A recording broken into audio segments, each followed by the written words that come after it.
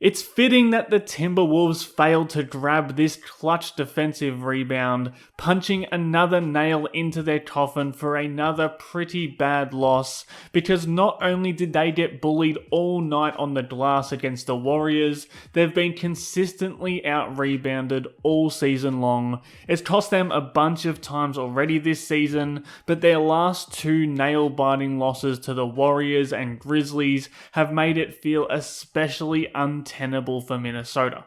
Sometimes it's as simple as a lazy player like Julius Randle stuck here ball watching instead of putting a body on the player crashing in from the corner, and we know that when these kind of zone outs happen on the defensive glass, it's almost always going to lead to a look on the second chance points, and they're killing the Wolves right now. Again, when Buddy Hield is coming downhill here, Randle either needs to commit to rotating over as the low man, or he needs to be the one bodying up Jackson Davis, because those offensive rebounds are daggers, especially in a game that ends within one possession. Like much of his game, there's a lack of urgency with Randle when he doesn't have the ball in his hands in an isolation possession. When Gobert leaves the paint to sprint out to this corner shooter, it's still incumbent upon Randle to be the one who at least tries to move Zach Edey's huge frame out of the way, instead of giving up another soft putback plus a foul. And don't get me wrong, this isn't just a Randle issue for Minnesota. I mean, it's Anthony Edwards on that game-breaking free throw that doesn't swerve into Andrew Wiggins' path and allows him to get into the space after both Naz Reid and Gobert fail to secure the board. That's a common occurrence for Ant as well, just as it is for most of Minnesota's wings and guards, outside of Donte DiVincenzo, who might actually be their best rebounder right now.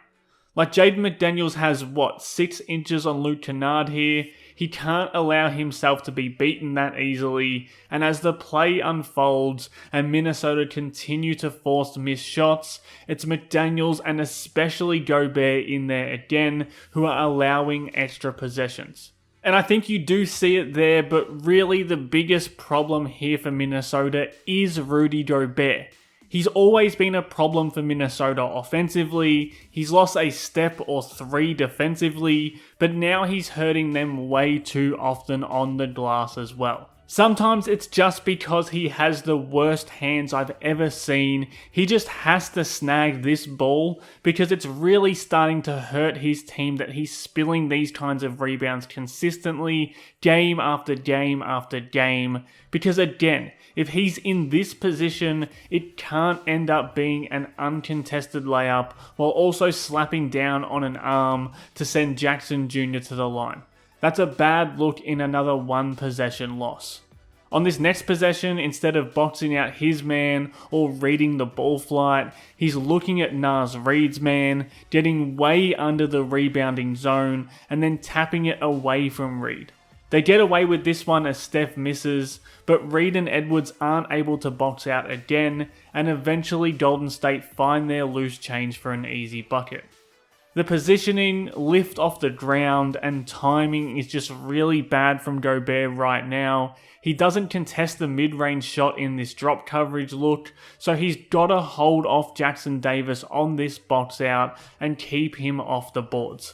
Rather than moving forward off him and allowing him to get over the back, and like I said, we're not getting the defense to make up for it either, because this rotation needs to be finished with a block or at least some sort of shot contest. And it's the same thing here.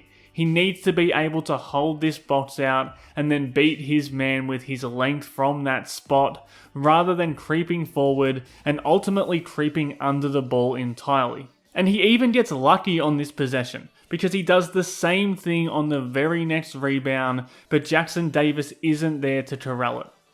We're definitely beginning to see the signs of a declining Gobert on the glass, especially against super physical or athletic bigs, and it has to be pretty concerning for Minnesota's front office, coaching staff, and fans how often he's getting monstered on the boards recently, especially considering how bad his teammates are at fighting for rebounds as well, and how close these games are that they're losing because of this rebounding. Frankly, I'm not sure how Minnesota address this, rather than just hoping their bigs start playing a little bit less soft and their wings and guards start to do the basics of rebounding better. But it's certainly a sore point in a season full of sore points for Minnesota. Thanks for watching Howls and Growls. Please subscribe for more.